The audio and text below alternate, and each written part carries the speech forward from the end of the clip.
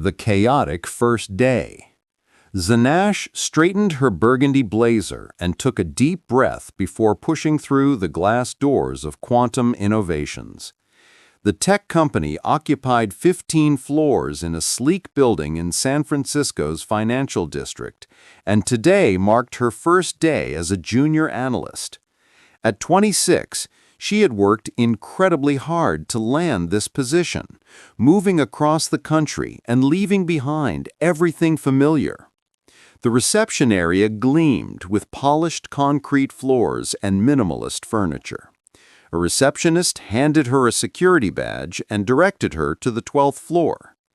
As the elevator climbed, Zara mentally reviewed everything she had learned about the company during her interviews.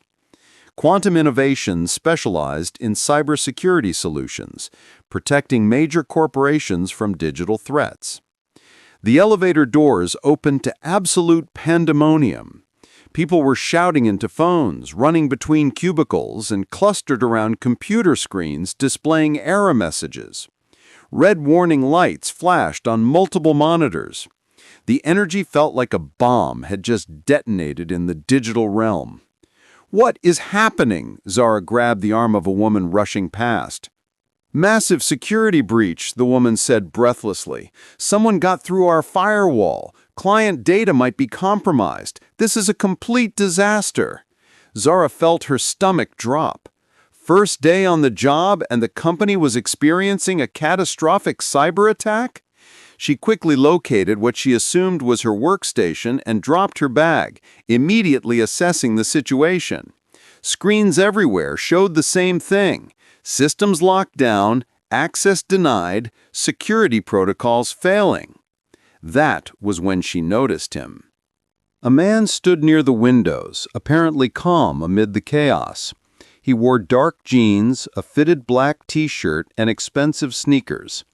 His dark hair was slightly tousled, and he held a coffee cup while observing the panic with an almost detached interest. Something about his relaxed posture suggested he knew exactly what was happening. Security consultant, Zara thought immediately, probably brought in to handle this exact scenario. She marched directly over to him. "Finally, someone who looks like they know what they're doing.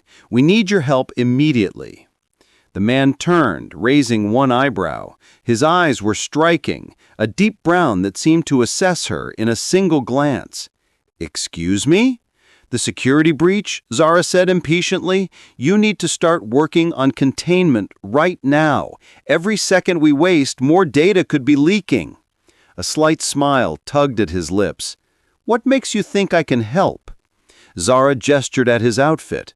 "You are clearly not dressed for regular office work, which means you are probably from an external security firm. And you look way too calm, which means you have handled situations like this before." She grabbed his arm. "So stop standing around and get to work." "Interesting logic," he said, allowing her to pull him toward the nearest workstation. "And you are?" "Zara Nash, junior analyst, first day." She practically shoved him into a chair. "Now please fix this before the entire company collapses." The man set down his coffee and cracked his knuckles. "Well, when you put it that way." He began typing, his fingers moving with surprising speed across the keyboard. Zara leaned over his shoulder, watching lines of code scroll across the screen. She had studied cybersecurity in school and could follow most of what he was doing. "You need to check the backup servers first. Make sure they were not compromised too." "Already on it," he replied calmly. "And isolate the breach point before attempting any restoration." "Mm-hmm. Are you even listening to me?" He glanced up, that infuriating smile still present. "Every word. You are very commanding for someone on their first day." "Someone has to take charge," Zara shot back. "This place is falling apart." A small crowd had gathered, watching their interaction. Zara noticed several people exchanging glances and whispering, but she was too focused on the screens to care about office gossip. The man worked steadily, occasionally asking Zara technical questions, which she answered based on the company documentation she had memorized during her preparation. His approach was methodical and confident, exactly what the situation required. After about 15 minutes, he hit a final sequence of keys. Suddenly, the red warning lights began turning green. System status indicators flickered back to normal. Access restored messages appeared across multiple screens. Relief swept through the office like a wave. Someone started clapping, and others joined in. "There," the man said, standing up and adjusting his t-shirt. "Crisis averted." "Thank God," Zara breathed. "Now, you should probably check in with whoever's running point on this. Make sure all the protocols are properly restored." "Good idea." He tilted his head slightly. "Who do you think that would be?" "Probably someone from the executive team." Zara was already pulling out the company directory on her phone. "Maybe the CTO or the security director?" "Interesting." He crossed his arms, looking genuinely amused now. "And what if I told you I do not actually work here?" The words took a moment to penetrate Zara's brain. "What?" Before he could respond, a woman in a sharp gray suit came rushing over, slightly out of breath. "Mr. Cross, I'm so sorry. I tried to call, but the phones were down. The board has been waiting." Zara felt the floor tilt beneath her feet. Mr. Cross, Damien Cross, the CEO of Quantum Innovations, the man who had founded this company at 28 and built it into a cybersecurity powerhouse by 32. The man she had just ordered around like an incompetent contractor. The entire floor had gone silent. Everyone was staring at her, and Zara could feel her face burning with humiliation. Damien turned to her with that same slight smile. "So, Miss Nash, any other instructions, or are you satisfied with my performance?" Zara opened her mouth, but no sound came out. Tokyo nights. Cherry blossoms drifted through the air like pink snow as Zara and Damien walked through Rikugien Gardens. The Tokyo conference had concluded its second day, and Damien had suggested exploring the city rather than returning to their hotel immediately. Evening light filtered through the trees, creating patterns of shadow and gold across the carefully maintained paths. "This is incredible," Zara said, watching petals swirl around an ancient stone lantern. "I have never seen anything like it." "Japan has always felt like home to me," Damien admitted, hands in the pockets of his dark jacket. "My mother was Japanese. She brought me here as a child every summer. These gardens were her favorite place in Tokyo." Zara glanced at him, noting the softness in his expression. Over the past month working closely together, she had seen different dimensions of Damien Cross. In meetings, he was commanding and strategic. With his team, surprisingly supportive and patient.